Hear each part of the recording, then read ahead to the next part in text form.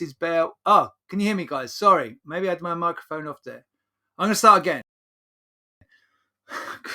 Good morning, good afternoon, good evening, and welcome to the Bull versus Bear webinar. Steve Miley on the call for trade day on TGI. Thank God it's Friday, the 8th of July. Sorry if my mic was off there at the beginning, or maybe you had the welcome twice. Whatever, it doesn't really matter.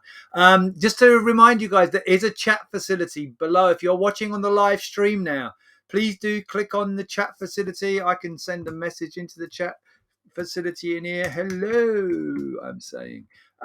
So say hello in the chat if you are on live. It's just below the where the live streaming video is on the tradeday.com trading room page. So yeah, come take a look, come say hello.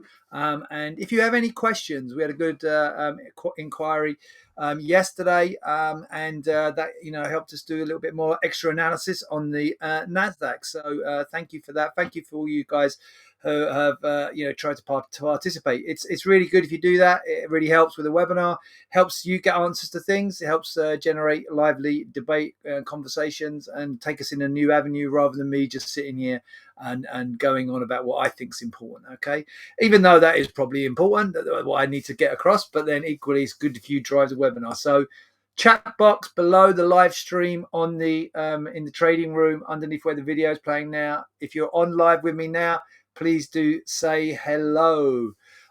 So let's go through what we've got coming up.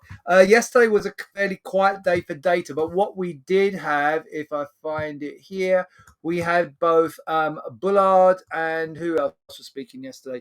Bullard and Waller were speaking yesterday from the Fed. And they're basically on the more hawkish wing. This is a really good resource actually here on FX Explained. So this is a site that I co-own on FX Explained. And let's see if I can find, it might be easier in here to go Hawk versus Dove sheet. We've got Hawk versus Dove. Oh, no, I don't want that one there. Let's go to, I haven't actually updated this for a little while. So FX Explained. Just take you here. So this is a site. This is a good resource, guys, as well. It's got a lot of my weekly thing goes up on here as well. My weekly pieces, some education on here as well. But in here, if I go and type in Hawk up here, explain, and we've got the Hawk versus Dove sheet. Where is that? It could be right at the bottom because it's a Hawk Dove sheet. Here we go. Now this might be a little bit out of date in here, but it's basically got who the Hawks and who the Doves are within the Fed. And it's also got it there, the Bank of England and the ECB. So it might be a little bit out of date in here. But you can see in here Bullard up at the top end in here. Actually, I haven't even got Waller on there, so it does need a bit of an update in here. There's also one in here, a good one from if I go to ITC. So is there a Squawk service? Here we go. In Touch Capital Markets is a Squawk service, not the Squawk service we use, but they've got a list of their Hawks and Doves as well. So if we go down here, you see the Doves are at the top in here and the Hawks are at the bottom. Waller and Bullard are right on the bottom in here as the most hawkish, with Kashkari and Evans up here more on the more dovish end of the scale. So Waller and Bullard definitely more on the hawkish side. And if we go and take a look, they were speaking yesterday and they were both come on and they were hawkish, but not uber hawkish, right? They're saying to us that they both think we should have a 75 basis points rise next at the next meeting, and that we know that's nailed on anyway. From our here we go, the Hawk Dove, the CME Fed Watch tool tells us nearly 94% chance of a 75, and then Waller, I think it was Waller said. Well, let me go back in here. He said that probably then 50 at the next meeting. Where is it in here? Okay, so in here, was it Waller? I think it was Waller. Waller says Thursday. So I'm definitely in support of doing another 75 basis point hike in July, probably 50 in September. And then we can debate about whether to go back down to 25s. So, kind of that's not super hawkish, right? That's just basically telling us what the curve. So that tells you the biggest hawks on the Fed are pretty much in line with where the curve is. The curve is telling us 75. If we go to September, it's telling us here a total of 125, so 75 plus 50. So that's what the curve's telling us. And if we go out to November, What's the biggest chance in here? Well, we've got in here, this is a total of 150 up is the biggest chance, between either 150 and 175. Well, if we're thinking of in here, what did we say? A 75 and a 50, right? Then 150 here, total up here, it's only another 25.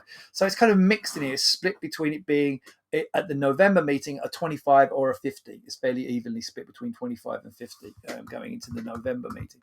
So pretty much they're telling us what we expect. Remember, these are the more hawkish end. Okay, so that's pretty much in line with kind of expectations. It's telling us what we need to know. It's telling us again that the Fed are kind of in front of or up with the curve, which means they're being very stringent on inflation. Jerome Powell's reiterated that. Everything we've got coming through from the Fed is as they're telling us that they're really addressing inflation. They're willing to be more hawkish if necessary. And the equity markets are liking that. It's also seeing kind of mixed messages, because normally we're seeing equity markets now going up with the dollar staying strong. And the dollar's strong because of the hawkish Fed, right? The more hawkish Fed. Even though the strength potentially could send us into recession, equity markets are liking it. So normally the dollar goes up as a kind of a safe haven, and so the dollar's going up for safe haven reasons, and often that means that stocks are going down, okay, because we're in a risk off scenario, taking risk off the table, a more risky environment. The dollar normally goes up and stocks go down, but in this environment what we're seeing is the dollar's going up and stocks are going up at the same time. So we're definitely seeing that, and that's because of the hawkish tone from the Fed, and the equity markets are liking that. So let's just go back into so that was what we had yesterday. Let's go have a look at what we've got coming up today. Well, I don't need to go to the calendar. I don't need to tell you. Probably the most important thing we've got today is the employment report. We've got that now. Clocks are ticking in 52 minutes time. Okay, so we have the payroll report, the US employment report. Certainly watching all aspects of this. Everyone has their eyes on the non-farm payroll. Keep your eyes also on the average hourly earnings. Obviously, if average hourly earnings start ticking up, that's inflationary. Okay, but really, we're looking at the non-farm payrolls. Is the economy already being impacted by the rate hikes we've had?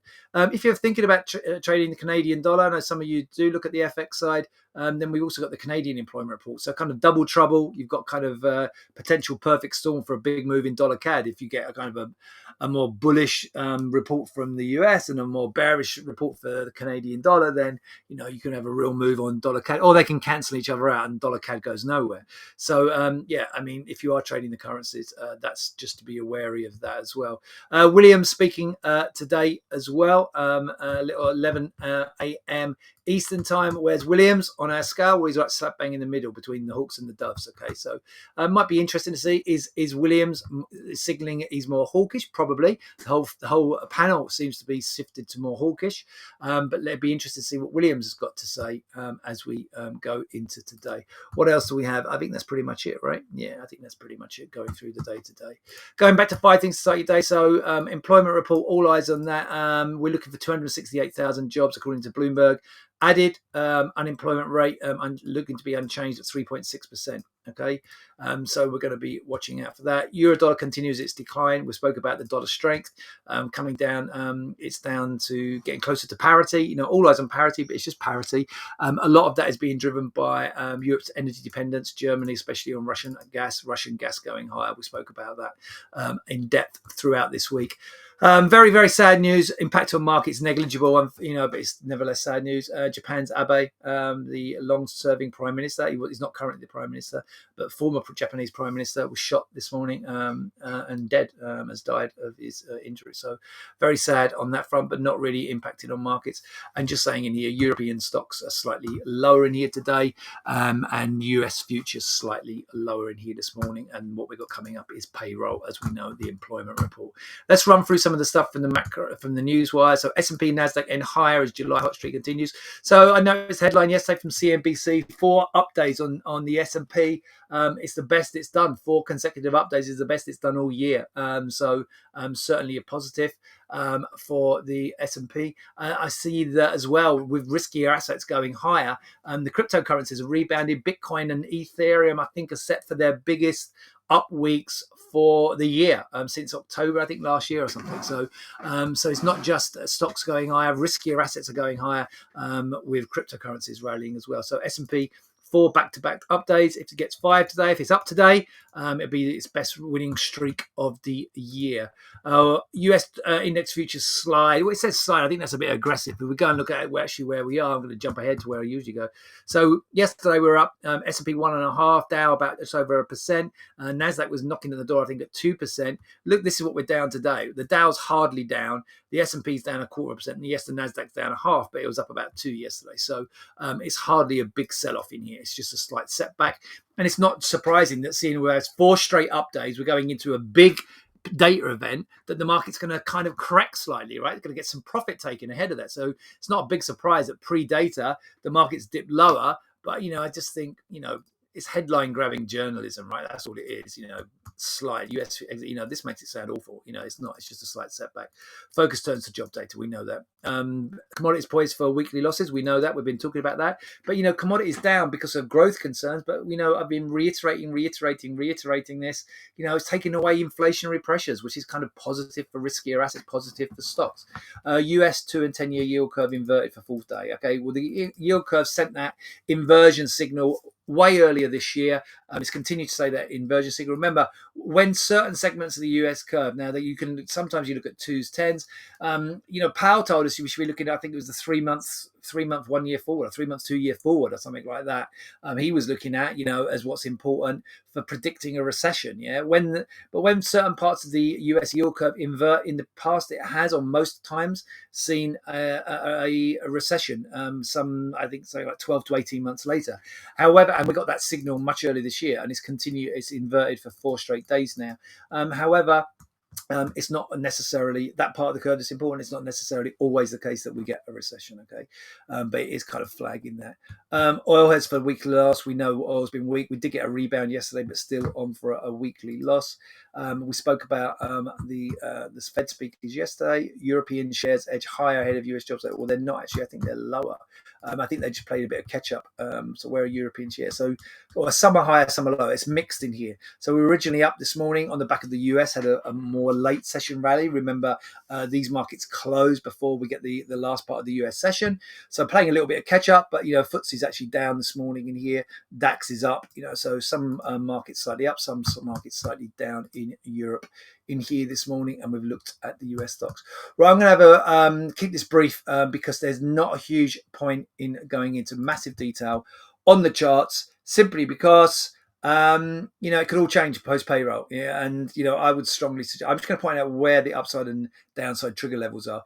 For me, you've had these up days. It's certainly bullish going into today. We'll be looking for the market to break higher, but payroll could change all of that, right? Critical levels. You got this trend line. Now, we spoke yesterday when we were on the call about this trend line that we broke above on the Nasdaq, right?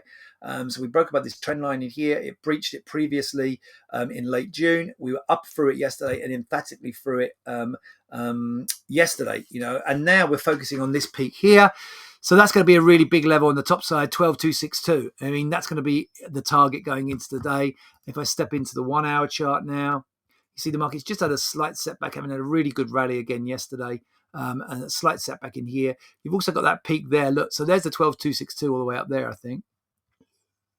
Yep, there it is there. But ahead of there, you've got this failure peak, this impulse peak. See the market put this topping pattern in, and then this impulse peak here. This is very end of June. I'm not sure what that was. Very aggressive day, 28th of June. Not the Fed, I don't think. Anywho, this day here. Where are we? High. 12,174 and a quarter on the Nasdaq. This morning we've been up to, or overnight, 12,168 and a half. So that's going to be your key trigger, the overnight high, but in relation to that high there, 12. So back through 12,175 would certainly be a bull signal in here, and even above these little peaks here from the last hour and then overnight.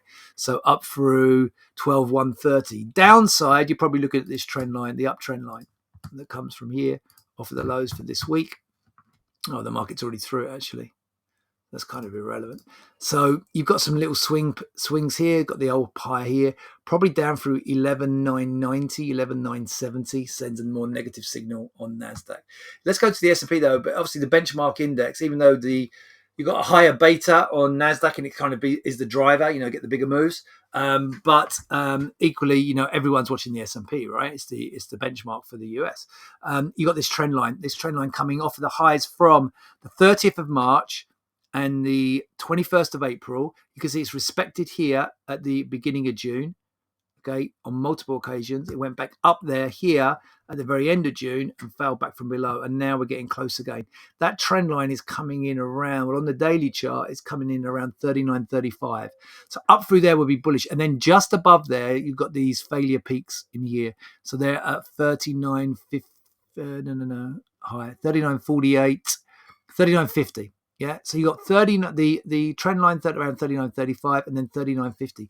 Two key levels for the S&P on the top side. Okay, if I step in, this is a 15-minute chart. In here, you can see, although the market's kind of dipped, that headline, US futures slide. Look, we've dipped back lower and then we've rebounded almost back towards the high. So, this is looking fairly firm. High level consolidation, I would call this. Down through probably these little lows in here, I think it starts to look a little bit wobbly. So down through 338.80, it starts to look a little bit wobbly on the, no, that's wrong. Hold on. Down through, say that, check that again, 38.76. 38.76 and a quarter. Down through there, it looks a little bit more negative, but really a blast above the peak here. Overnight high, 39.14 and a quarter. And then through there, that the trend line at 39.35 and then these peaks up here. So I think still playing this from the long side. But yes, we undercut that support. If we get down through, as I say, 38.76, 75, it looks vulnerable. Okay. Quick nod to oil and gold. So first of all, gold on the daily. So dead cat bounce, yeah? Dead cats don't bounce. Plunge lower for 2 days this week. Yesterday consolidation, this morning consolidation, low level consolidation, dead cat bounce, dead cats don't bounce. We've got this low here. I think we undercut that already. Low there, 1729.8. Did we hold that? Oh, actually, we did just hold that previously 2 days ago. Then this morning, we're still just holding it. So that's going to be important, that low there. 1729.8 down through there would then be your next trigger. If you go to the 30-minute chart, you can see, look, flat sideways consolidation. We did just go back down to the low this morning, overnight. So the low here previously from a couple of days ago, 30.7 this morning, matched it, 30.7. So down through there, and down through that 29.8 level, another buck below the low in here, and it looks really vulnerable on gold. And this is like, terrible bounce. Look, we had this previous, remember we said this is like flag, flag pattern, boom, flag, boom, flag, boom. Yeah, so all the risk for gold to the downside. Let's go oil. So we had I said yesterday, even though I was bearish, we're probably looking for a further rebound. We got that yesterday. Maybe now's the time for oil to roll over. So definitely damage with this sell-off. It's taken out important support lows here, here, here previously, and then rebounded. Yesterday, I said, as much as I'm bearish on like a swing trade, we're looking for probably upside, and we did get that upside yesterday. So we got that further upside yesterday. There's the punch high and move high yesterday. Since then, lower lows and lower highs. And look at this trend line in here. Not the best drawn trend line. I'm going to redraw that. So that's going to be vulnerable. Back down through the current lows of today was also going to take us challenging that trend line. And I think oil's looking vulnerable again. You've got now lower low, lower high, lower low, lower high. This is now on a 15-minute chart. So I think, but if oil cuts back above this line here, back above there, so really back above 103.35, it looks bullish again, takes out the lows and the trend line down through 101.50, it looks bearish. So those are my trigger points on oil. Right, I'm going to wrap it up there. You guys need to go prep for payroll. I'm going to wish you all a great trading day. Helmets and goggles on for employment report. I'll be back with you on Monday, and have a great weekend as well, and stay safe out there. Cheers, bye.